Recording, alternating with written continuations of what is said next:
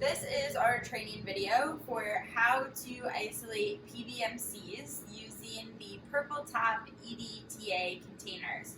Our first step is going to be to disinfect the fume hood system. So you're going to get your 70% ethanol. You're going to open up the fume hood until it gets to the line on the side, and you're going to spray the entire fume hood. Then you're going to take a clean paper towel and you're going to wipe that down.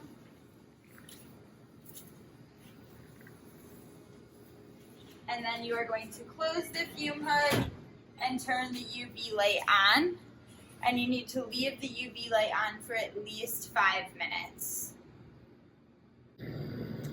You also want to turn the Sysmex on before the subject gets here. It takes about 5 minutes to start up. So you're going to flip on the on switch on this side of the machine. It's the little black button in the back, and then you'll see this screen start to turn on. It'll display the Sysmex name, and then it'll start to take you through the startup sequence.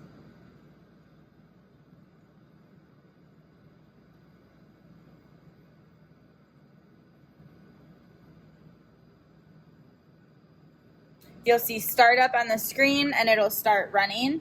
You'll hear the machine start to turn on, and you will also see some water start to kick through the tube in the side of the machine.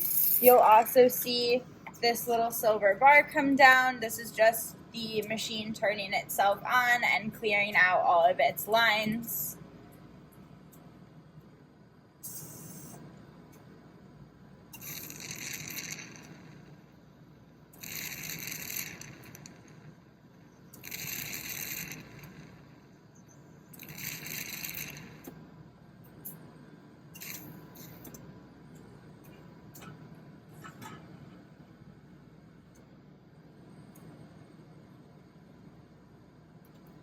Once it starts getting to the auto rinse, you know that it is doing its startup sequence the correct way, so you are totally fine to leave the machine and go set up the rest of your materials. So to set up to do the PBMC isolation, this is all going to be completed before the subject arrives, because one of these chemicals needs to be brought to room temperature. You need to gather 3 different tubes, and I like to put them in the order of which we will use them. So the first is a 50 ml conical tube that'll be used for a 1-to-1 dilution of whole blood and PBS. The second is your setmate tube, which is going to have the purple top and the gate in the bottom. And this is going to be used to isolate our PBMCs.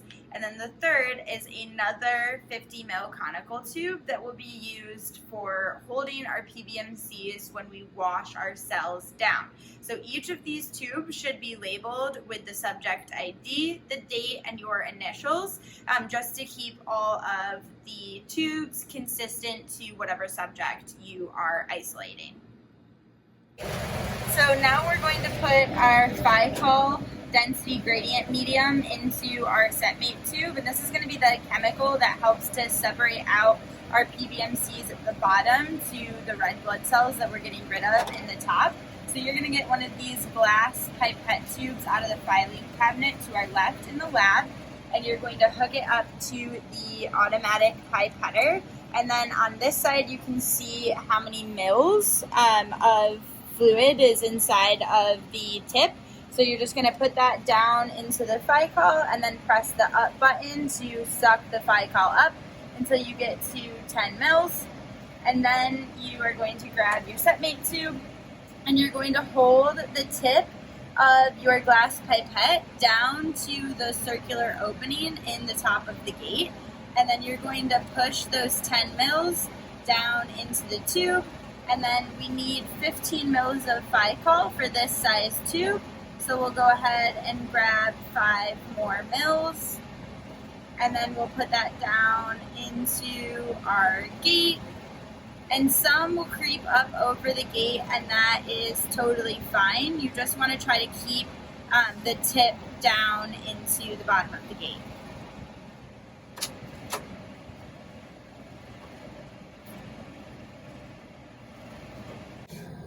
To run the Sysmex machine, you're first going to type in the sample ID to the top switch and then add the operator's ID to that second line.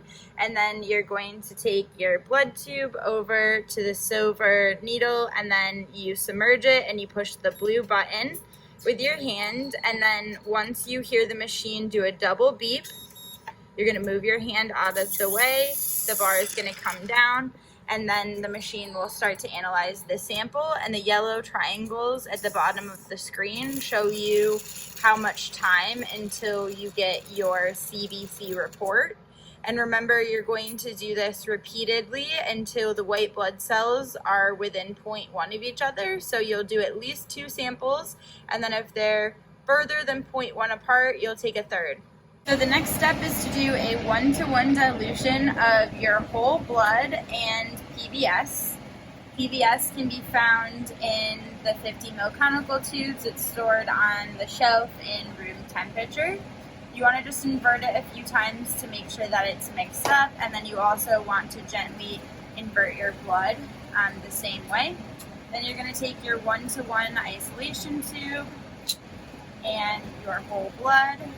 You'll just take the vacutainer lid off and then dump the blood into the 50 ml tube. Then you're going to read on the side to see how much blood you have. We have about 8 mils of blood. So then I'm going to put it in the holder, and I'm going to take my automatic pipetter and open the PBS. This is a 1-to-1 dilution, so we're going to get 8 mils of the PBS. And so I'm going to just suck up until it reaches the 8 on the side of the automatic pipetter.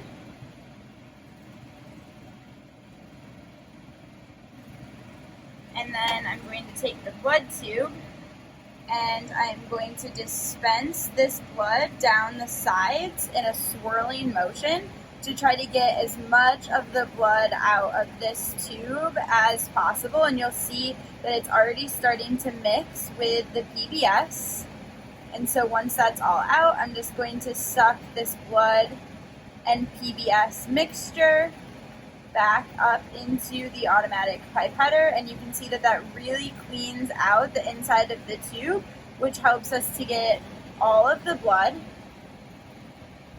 And then I'm going to transfer that in here.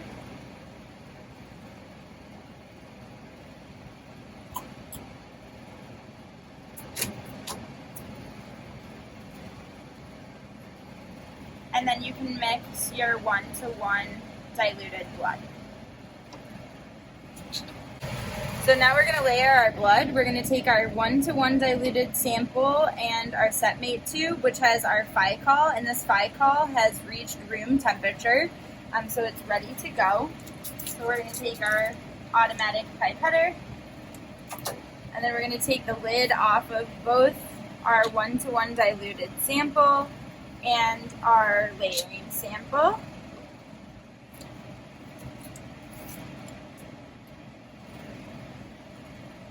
Then we're going to suck the 1-to-1 diluted blood up into the automatic pipetter, and I stop right around 10 mils. We're gonna get all of this blood into the setmate tube, but we'll do it bit by bit, and it's really important to do this part really slowly and controlled.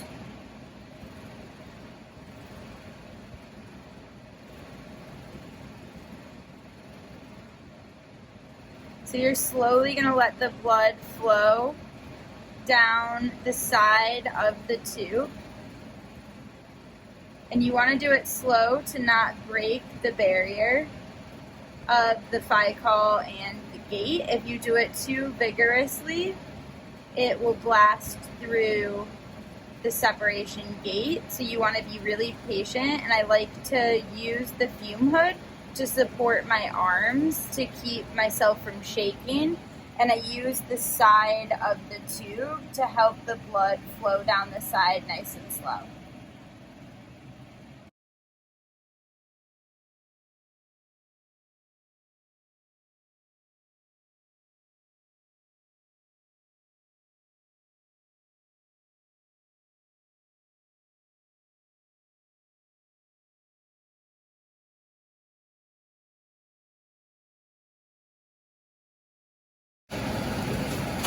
And once you're done, you're gonna twist the lid on, and you want to try to be really gentle with your sample at this point, because shaking it or tipping it over would break that density seal. So from this point, you're gonna have the lid on, and you're going to take it over to the centrifuge. The on button for the centrifuge is located right on the side, and then you can take out these fillers to get the tube to fit, and you want to spin it with the side of the label faced to the outside. So you're going to place it into the machine just like that, and then you need to have it balanced, and so you'll take our water balance and you'll put it on the opposite side, and then you're going to come over to the front and make sure your settings are correct. So we're going to spin it at 250 G's for 10 minutes.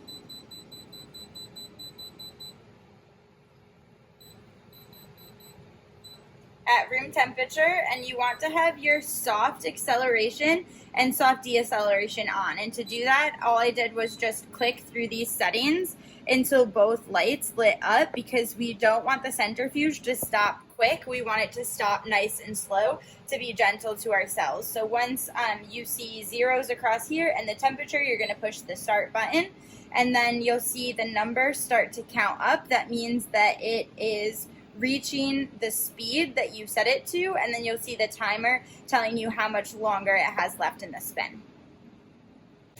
Okay, so the Sysmex is done spinning, so I'm going to open up the lid, and then I'm going to take out my sample, and at this point you want it to look like this. So all of the red blood cells are down here. That sort of like pale yellow line right there is all of our PBMCs. And then up here, this is plasma that we'll end up just getting rid of through our washes. And I'm set up with a waste container, my 1,000 microliter pipette tips, my PBMC isolation 50 mil conical tube, which I'm going to open, and then my layered blood, which I am also going to open. You want to keep a steady hand on this, because if you mix it around, it will mix back together and you'll get red blood cell contamination, so just stay really steady.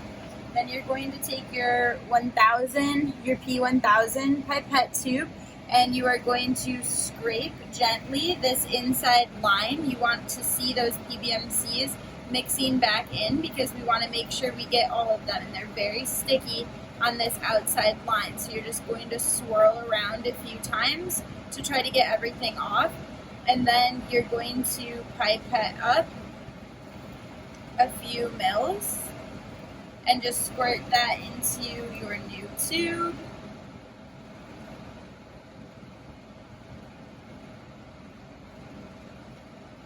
And then after you get a few mils, you're going to just dump this in nice and quick, and then this becomes garbage, and this is going to get spun down again. So now you're going to take your PBMCs that you took off the top of the setmate tube and put it into the centrifuge, and then you're going to take a weighted balance that has a similar amount of volume just with water, and then you're going to close the hood, and then you're going to slow the speed down to 250. And then we'll go for 6 minutes. And you can turn the soft acceleration and deceleration off, and then you're going to go ahead and push start. And same thing, you want to see this number counting up and this number counting down. Okay, so now we're going to open up our centrifuge, and then all of our PBMCs are down at the bottom, smashed against the bottom of the conical tube. So we need to get rid of all of this waste and just resuspend the bottom to wash it. So we're going to take a waste beaker to put the waste in, and then go over to the hood.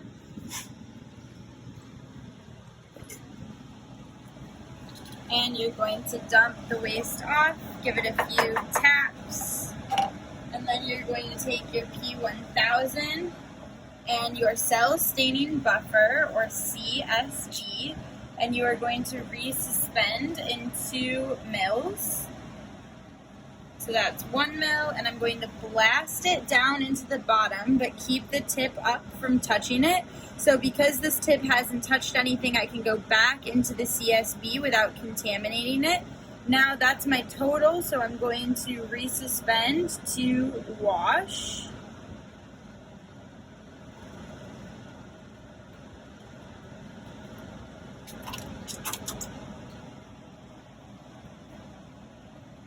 And then this is ready to go back in the centrifuge.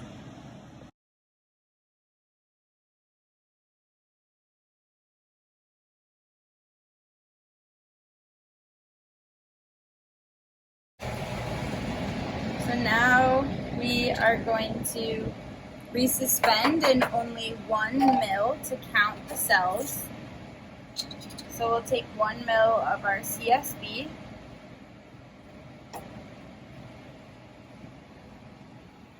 Resuspend and then mix the cells, because you want to make sure you're breaking up that clump that develops when you come out of the centrifuge. Then you're going to take a P10 and the small pipette tips. Once again, mix it up. And then draw up a 10 microliter sample. Come into the side of the counting strip and then dispense your sample. And then you're going to take the counting tube over to the automatic counter. You're going to turn it on with that button from the side, and you'll see the screen light up. And then you'll see there's a little A and a little B on here. So make sure you put in the correct side. We put our sample in A. So that's on count cells, and then you're going to insert directly into the machine. You'll see that it is focusing, and then a few seconds later, it'll provide us with our cell counts. So for the last step, you're going to add your DMSO to your samples, and so these samples currently have 900 microliters of FBS and 166 microliters of PBMCs per sample, and then I'm going to add 100 microliters of DMSO on top with the drop and stir method. So I'm just setting my P200 to 100 microliters. And then for this step, you need to make sure the lights are off, because DMSO is light sensitive. That's why we keep it inside of the aluminum foil, and you can see there's about that much left in this sample. And this is also the more hazardous chemical that we're using, so you definitely want to be careful when using this. And drop and stir means you're going to add a drop and then you're going to stir, because you don't want to put all of your DMSO on your sample at once. This is helping preserve them. When we put it into Mr. Frosty and put it into the freezer, it's like putting your cells to sleep slowly, giving them like a nice warm hug before putting them to bed. So you just want to do it nice and slow and carefully.